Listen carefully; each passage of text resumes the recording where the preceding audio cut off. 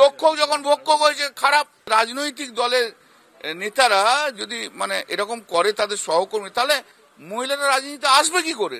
সিকিউরিটির প্রশ্ন রয়েছে। তো সিপিএম এর বিরুদ্ধে আন্দোলন করতে যেতে আমরা কত করেছি, পরিশ্রম করেছি, কই কোনোদিন কোনো অভিযোগ ছিল? আজকে কেন এই পদস্খলনটা হচ্ছে? এতদিন কল্যাণবাবুরা এসব দেখতে পাননি, এতদিন বুঝতে পারেননি।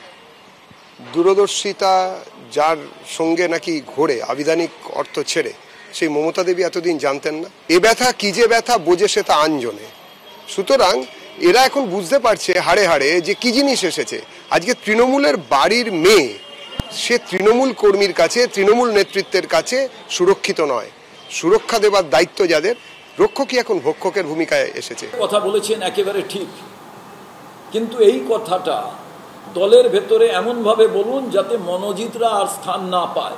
মনোজিতের সম্পর্কে, তৃণমূলের ছাত্র নেতাদের সম্পর্কে যে কথা তিনি বলেছেন, তাকে আমি মনে করি যে কল্যাণদা এটা বাইরে বলার থেকেও ভেতরে বলে সরব হওয়া উচিত। মনোজিৎ একা নয়, মনোজিতের সঙ্গে এরকম আরো মনোজিতরা রয়েছে। বলছি, যারা এটা ভাইরাল করছে তারা কি তৃণমূল ছাত্র পরিষদের শীর্ষ নেতৃত্ব? শীর্ষ নেতৃত্ব বলাটা তো ভুল হবে। তারা তৃণমূল ছাত্র পরিষদের কোনো না কোনো জায়গার দায়িত্বের নেতৃত্ব, কলেজের নেতা, এলাকা নয় কলেজের নেতা। দেখুন, এটার ব্যাপারে তো আমি ঠিক জানি না, নাই ওই ছবি আমার পর্যন্ত পৌঁছেছে, সুতরাং এই কথাটা বলা ভুল। আর যদি এরকম কিছু হয়ে থাকে তাহলে নিশ্চিতভাবে এটা খুবই একটা নোংরা জিনিস হয়ে এসছে। আজকাল এখন এআই এর যুগ, যেখানে কারুর মুখ কারুর শরীরের সাথে, কারুর গলার আওয়াজ কারুর কণ্ঠের সাথে লাগিয়ে দেওয়াটা কোনো ব্যাপার না। আর এটাকে একটা ক্রাইম হিসেবে দেখতে হবে। এটা তৃণমূল কংগ্রেস, বিজেপি, সিপিএম সেটা না। যদি কেউ এটা করে থাকে, মানুষ মাত্রই ভালো, মানুষ মাত্রই খারাপ, মানুষের মধ্যেই ক্রিমিনালস লুকিয়ে থাকে, মানুষের মধ্যেই পারভার্সন লুকিয়ে থাকে, আবার মানুষের মধ্যেই ভালো মানুষ লুকিয়ে থাকে। সুতরাং এরকম যদি কিছু হয়ে থাকে খুব খারাপ হয়েছে, কিন্তু সেটাকে পার্টির রং দেওয়াটা ঠিক না। হালদার বলছেন যে এরকম মনোজিৎ মিশ্র একা নন, এরকম মনোজিৎ মিশ্র তৃণমূল দলে অনেক মনোজিৎ মিশ্র রয়েছে।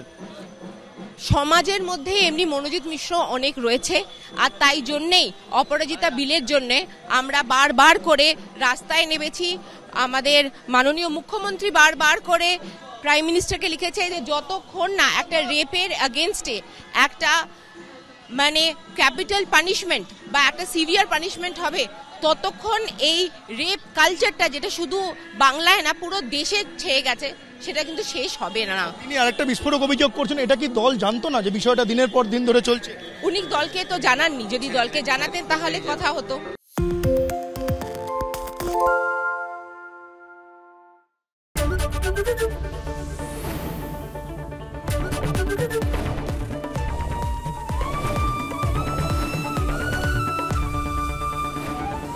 এবিপি আনন্দ এগিয়ে থাকে, এগিয়ে রাখে।